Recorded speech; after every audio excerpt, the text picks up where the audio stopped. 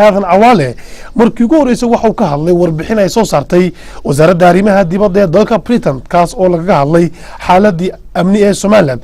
warbixintaas ayaa safiirka dalka Soomaaliland u fadhiya dalka Britain waxuu ka hadlay kulamo ay la yeesheen mas'uuliyiinta Britishka iyagoo ka wada hadlay warbixintaasi waxaanu yidhi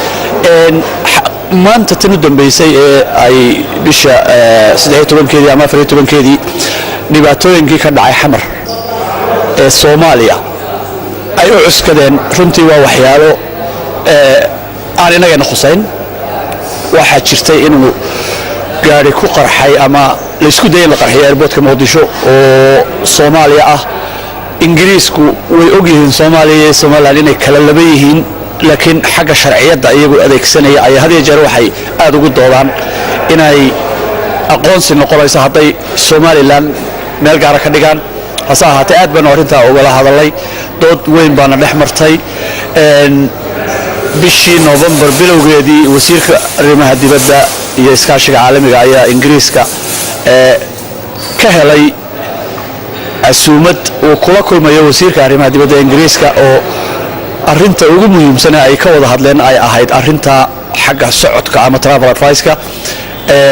aniga oo goobjoog ahaa iyo wasiir xirsi oo isna markaa ku sugnay UK ayaa anagu kala qayb galay wasiirka doodana goobjoog ahaan si weyn oo wada hadalay waxaanu markaa isla garanay oo ay dawladda Ingiriisku qirtay inaanay wax dhibaato ah Soomaaliland ka jirin hasa ahaatee sida ay u taalo wixii markii hore la isku oran jiray Soomaaliya iyaga ay ugu jirto hal meel marka ay leeyihiin Soomaaliya waxa ka dhacay sidaasaan wax uga sheegaynaa ay raacinayaan hadana including Somaliland weerayga aad iyo aad inuu dhibsano inagu oo ah runtii aan meesha ku jirin ereyga aad baan uga doodnay wasiirku uu ka hadlay anagu waan ka wada hadalnaa marka wasiirkii arrimaha dibadda Ingiriiska uu garoonsaday maalinta si wanaagsan uu garoonsaday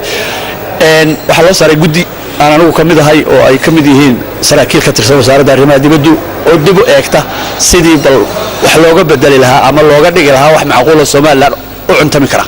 hawshaas gacantaanu ku haynaa dhowr jeer baanu ka shiray laakiin waa wax dawladdu weyn ku xidhan oo dhinacyo badan laga xeerinayo oo dhinaca sharciga dhinaca magaranaysa ee siyaasadooda guud laga xeerinayo marka wali weyn oo socota waxaan ku rajaynahay insha Allah inay sida ugu dhaqsaha badan dawladda Ingiriiska nala qaadato in xal loo helo mushkiladda ah including Somaliland ama Somaliland ku jirto safiirka u fadhiya Somaliland dalka Britain ambassador Ali Aadan Cawaale sidoo kale waxa uu sheegay in xiriirka u dhaxeeya Somaliland iyo dawladda Britain uu yahay meeqaamkii ugu sareeyay u marayo isagoo beeniyay dhaleeceen qaar kamid ah siyaasadda mucaaradka u soo jeediyaan xiriirka fog ee u dhaxeeya Britishka iyo Somaliland waxaanu yiri xiriirka Britain iyo Somaliland waa xiriir soo jireena horeyna aad u adkaa imikana ka sii adkaaday halkii uu jiray Somaliland iyo Britain waxa ka dhaxeeya wada shaqayn aad iyo aad u heer sareysa maanta dalka Britain iyo dalka Somaliland laba dal oo xiriir wanaagsan ka dhaxeeyo oo wada shaqayn wanaagsan ka dhaxayso oo si toos ah wada xiriir weeye